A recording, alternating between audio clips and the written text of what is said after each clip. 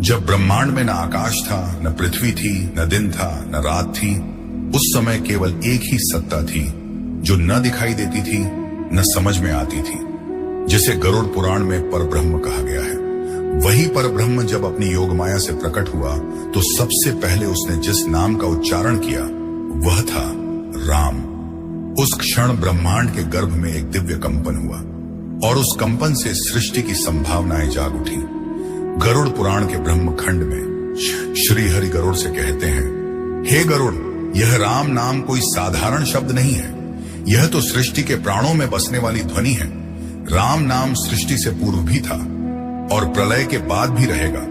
यह नाम अनादि है, अक्षर ब्रह्म है। यही नाम ब्रह्मा को उत्पन्न करता है और सृष्टि की रचना करवाता है। जब ब्रह्मा उत्पन्न हुए तो वे पूर्ण ब्रह्म में थे। उन्हें कुछ समझ नहीं आया कि इस विराट ब्रह्मांड को कैसे रचा जाए। तब उन्होंने तप किया और उनके ध्यान में जो पहली दिव्य ध्वनि प्रकट हुई वह थी राम। उसी क्षण उन्हें चारों वेदों का ज्ञान प्राप्त हुआ और उन्होंने सृष्टि की रचना प्रारंभ की। गरुड़ पुराण कहता है, राम नाम केवल नाम नहीं, यह साक्षात चेतना है। यह नाम अंधकार में जलती वह लौ है जो आत्मा को उसकी मूल स्मृति दिलाती है। एक श्लोक आता है, राम नाम महातेज, राम नाम महातप, राम नाम महाज्ञानम, राम नाम परमम सुखम। अर्थात राम नाम तेजस्वी है, तपस्वी है, ज्ञानमय है और परम सुख स्वरूप है। गरुड़ जी विस्मित होकर पूछते हैं, प्रभु, जब स्वयं ब्रह्मा भी आपकी स्तुति करते हैं तब भी आप राम नाम का जाप क्यों करते हैं? तब श्री हरि मधुर मुस्कान के साथ उत्तर देते हैं, हे गरुड़, राम नाम मेरे नाम से भी श्रेष्ठ है, क्योंकि यह नाम निराकार से साकार की यात्रा का मूल मंत्र है। स्वयं मैं इस नाम से बल पाता हूं। जब मैं राम रूप में अवतरित हुआ तो यह नाम मेरे शरीर का नहीं, मेरी आत्मा का रूप था। गरुड़ पुराण कहता है, राम नाम जपने से पूर्व जन्मों के पाप जलते हैं और यह नाम मृत्यु के पश्चात यमदूतों को पास भी नहीं आने देता। गरुड़ जी पुनः प्रश्न करते हैं, प्रभु, इस नाम का सबसे पहले जप किसने किया? तब श्री हरि भावुक हो जाते हैं और कहते हैं, ब्रह्मा से भी पहले। जब मैं अनंत शेष शैया पर योग निद्रा में था उस समय आदिशक्ति ने मेरा स्मरण कर इस नाम राम का उच्चारण किया था और तभी मेरा चैतन्य सक्रिय हुआ। उसी क्षण ब्रह्मा की उत्पत्ति संभव हो सकी। इस प्रकार यह नाम सृष्टि का आदि कारण है, न केवल मोक्षदायक बल्कि सृजनकारी भी है। इसीलिए गरुड़ पुराण स्पष्ट कहता है, न वेदेषु न यज्ञेषु न दाने न तपस्विना यथा राम नाम जपे स्यात् पुण्यम नान्यथा भवेत। अर्थात न वेद, न यज्ञ, न दान, न तप ऐसा पुण्य नहीं दे सकता जैसा एक बार राम नाम का सच्चे भाव से जप कर लेने से होता है। यह नाम न केवल जन्मों के बंधन काटता है बल्कि आत्मा को उसके परम सत्य से जोड़ता है। जो भी इसे सच्चे भाव से जप लेता है वह भवसागर से पार हो जाता है। और श्रीहरि के स्वर में उस क्षण जो दिव्य कंपन था वह कह रहा था, यही नाम मेरा प्राण है, यही मेरा स्वरूप है, यही मेरी आत्मा है, यही मेरा आदि है और यही मेरा अंत है, यही राम नाम है। एक बार पार्वती जी ने भगवान शंकर से पूछा, प्रभु, आपने अनेकों बार विष पिया, प्रलय में तांडव किया, त्रिपुरासुर का वध किया, कैलाश पर ध्यान लगाया, परंतु जब भी आप राम नाम लेते हैं तो आपकी आंखों से अश्रु क्यों बहते हैं? तब भगवान शिव मुस्कुराए और बोले, हे पार्वती, संसार के समस्त सुख, तप, यज्ञ और ज्ञान को एक पल में देने वाला जो नाम है वह है राम। तुमने पूछा कि मेरी आंखें नम क्यों हो जाती हैं? इसका कारण केवल भाव नहीं है, यह नाम स्वयं मेरे हृदय को पिघला देता है। गरुड़ पुराण कहता है, जब स्वयं शिव जो महाकाल है वह राम नाम के प्रभाव से नम्र होकर अश्रु बहाते हैं तो सोचो यह नाम कितना अद्भुत होगा। पद्म पुराण में आता है, किसी एक बार भगवान शिव ने सप्तर्षियों को बुलाकर कहा, यदि तुम मोक्ष चाहते हो, यदि तुम सत्य रूप में ब्रह्म से मिलन चाहते हो तो किसी विधि विधान में मत फंसो, केवल राम नाम का जप करो। यह ही वह ध्वनि है जिससे ब्रह्मांड की उत्पत्ति हुई और प्रलय में जो ध्वनि अंत में बचती है वह भी राम होती है।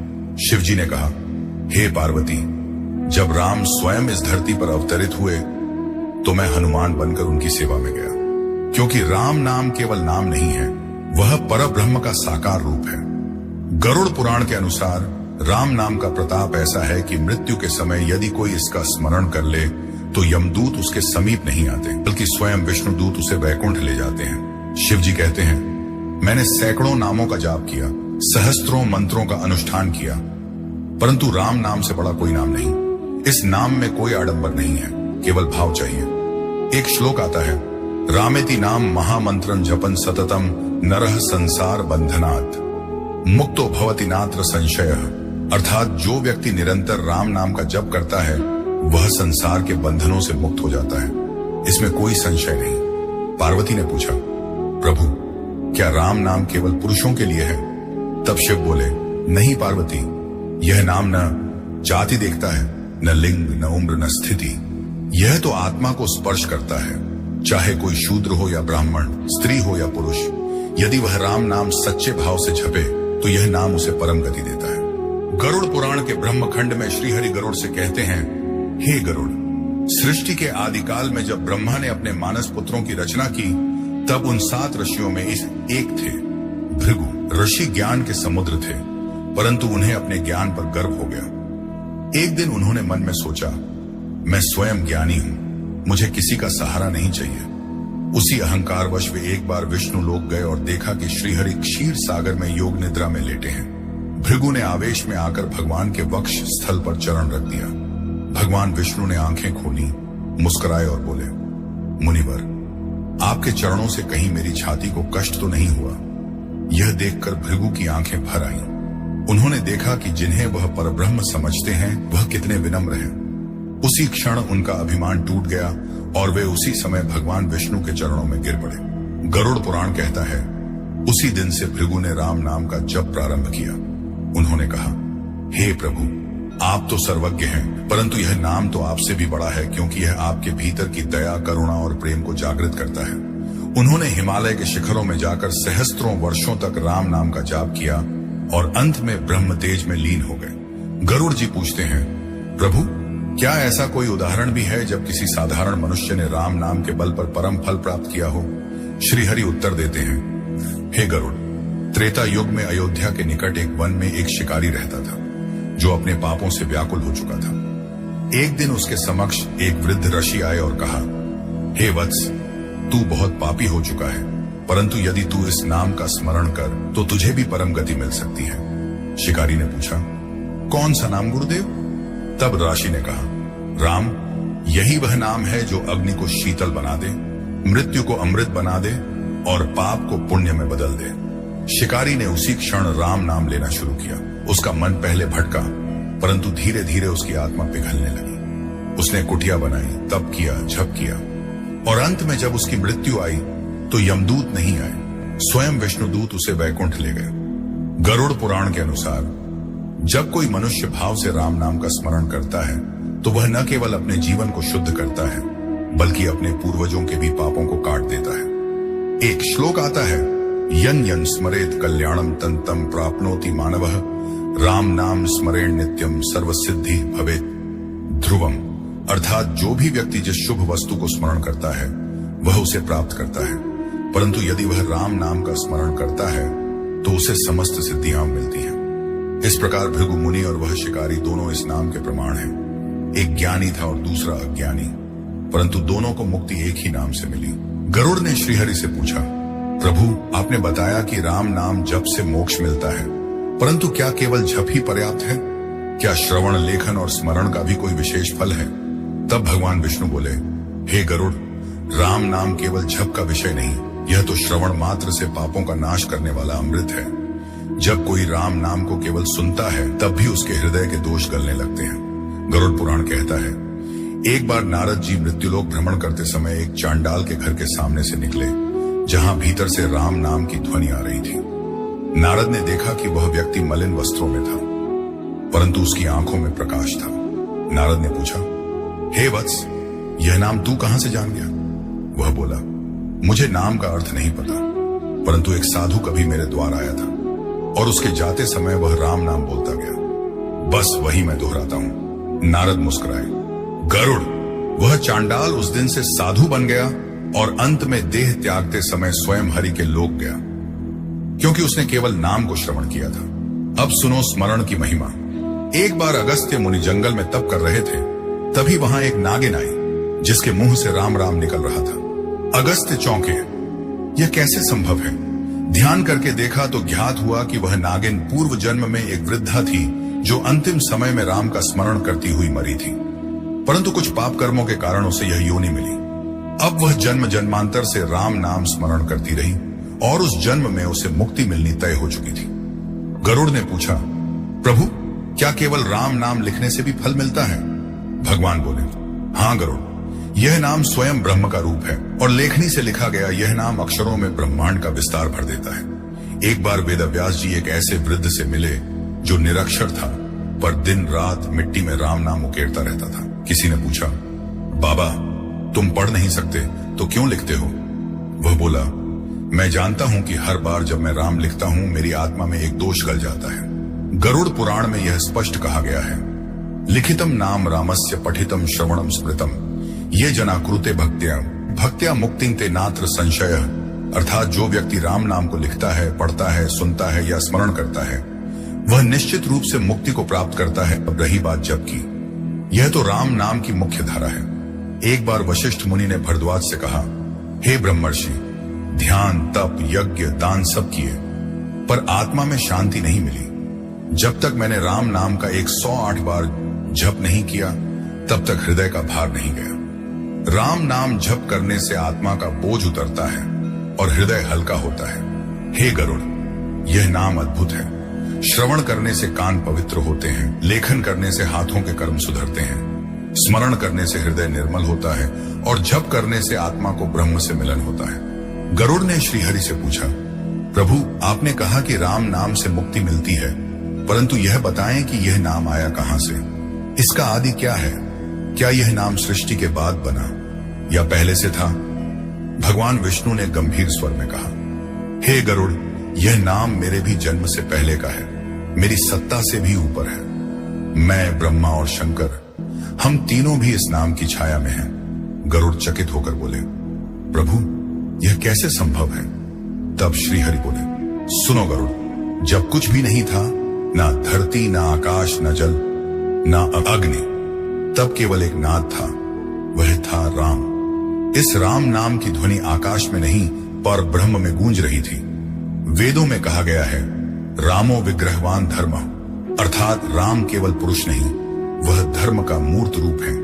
शिव पुराण में प्रसंग आता है, एक बार माता पार्वती ने भगवान शिव से पूछा, स्वामी आप निरंतर राम नाम का जप करते रहते हैं जबकि आप स्वयं महादेव हैं, सबके आराध्य हैं, फिर भी आप किसी और का नाम क्यों जपते हैं? तब भोलेनाथ ने उत्तर दिया, देवी तुम जिसे राम नाम कहती हो वह केवल शब्द नहीं, वह परात्पर ब्रह्म है। वह नाम जिसे सुनकर मैं समाधि में चला जाऊं, वह नाम स्वयं सृष्टिकर्ता के भी आरंभ से पूर्व था। शिव जी ने आगे कहा, जब ब्रह्मा स्वयं ब्रह्मांड रचने में असमर्थ हो रहे थे तब उन्होंने ध्यान किया और उनके भीतर से जो पहला नाद निकला वह राम था। उसी राम नाम की शक्ति से उन्होंने पंचमहाभूतों की सृष्टि की, देवों और असुरों की रचना की और जीवन का संचार किया। गरुड़ पुराण में भी कहा गया है, राम नाम परम ब्रह्म तस्मात् नास्ति परम तपः, अर्थात राम नाम ही पर ब्रह्म है, इससे ऊपर कुछ भी नहीं और इससे बड़ा कोई तप नहीं।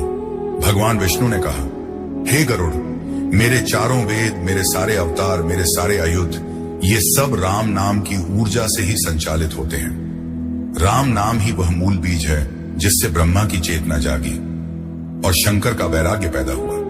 एक बार ब्रह्मा ने विष्णु और शिव के समक्ष निवेदन किया, हे भगवान, आप दोनों सर्वशक्तिमान हैं, परंतु आप दोनों भी एक नाम का जप करते हैं, वह है राम। क्या वह नाम आप दोनों से भी ऊपर है? तब दोनों ने कहा, हाँ ब्रह्मा जी, वह नाम ही हमारा आधार है। हम रूप हैं पर नाम उसका मूल है। राम नाम सृष्टि से पहले था, सृष्टि में है और सृष्टि के अंत के बाद भी रहेगा।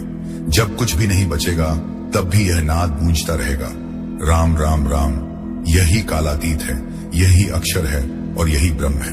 गरुड़ ने पूछा, प्रभु क्या ऐसा हुआ है कि किसी ने केवल राम नाम लेकर मृत्यु को टाल दिया हो? भगवान बोले, हाँ गरुड़, राम नाम का स्मरण मृत्यु को रोकने में भी समर्थ है। एक बार की कथा सुनो। महर्षि विश्वामित्र तपस्या में लीन थे, तभी एक यमदूत उनके समीप आया। ऋषि ने चक्षु खोले और बोले, वत्स, तू क्यों आया? यमदूत बोला, महर्षि, मुझे आदेश है कि एक किसान की आयु पूर्ण हो गई है, उसे ले चलूं। महर्षि ने पूछा, वह किसान कौन है? यमदूत बोला, एक निर्धन ब्राह्मण जो खेत में हल चलाते चलाते निरंतर राम राम कहता रहता है। तब महर्षि बोले, यदि वह राम नाम स्मरण करता है तो उसकी मृत्यु की घड़ी टल चुकी है। जा, लौट जा, जब तक उसके प्राण में राम नाम है यम भी उसे नहीं छू सकता। फिर गरुड़ ने पूछा, प्रभु, क्या किसी को नाम जप से पूर्व जन्मों के पापों से मुक्ति मिली है? श्रीहरि बोले, हाँ गरुड़, एक बार की बात है, एक अपवित्र जीवन जीने वाला युवक जो हत्या, चोरी और व्यभिचार जैसे पापों में डूबा था, एक संत के प्रभाव से राम नाम जपने लगा। संत ने कहा, तू नाम जय निष्ठ जप, फल की चिंता मत कर। वह जपता गया और धीरे धीरे उसकी आंखों में आंसू आने लगे, हृदय बदलता गया। अंत में जब वह मृत्यु को प्राप्त हुआ, तब यमदूतों के स्थान पर देवदूत आए और उसे पुष्पक विमान से रामलोक ले गए। गरुड़ पुराण कहता है, नामैकम यद्यपि श्रुत्वा पातकी विनिवर्तते, अर्थात एक बार भी यदि नाम श्रवण हो जाए तो महापापी भी विमुक्त हो सकता है। गरुड़ ने पूछा, प्रभु, क्या कोई उदाहरण है जहां किसी का पुनर्जन्म ही बदल गया हो केवल राम नाम के प्रभाव से? श्रीहरि बोले, एक बार गोकर्ण नामक ब्राह्मण के सौतेले भाई धुंधकारी का पापमय जीवन अंत में प्रेत योनि में बदल गया था। गोकर्ण ने उसके लिए भागवत कथा रखी जिसमें राम नाम बारंबार गूंजा। धुंधकारी उस कथा को श्रवण करता रहा और जैसे ही 7वें दिन राम नाम उसके हृदय में उतरा तो क्षण प्रेत योनि छूट गई और उसे दिव्य शरीर प्राप्त हुआ।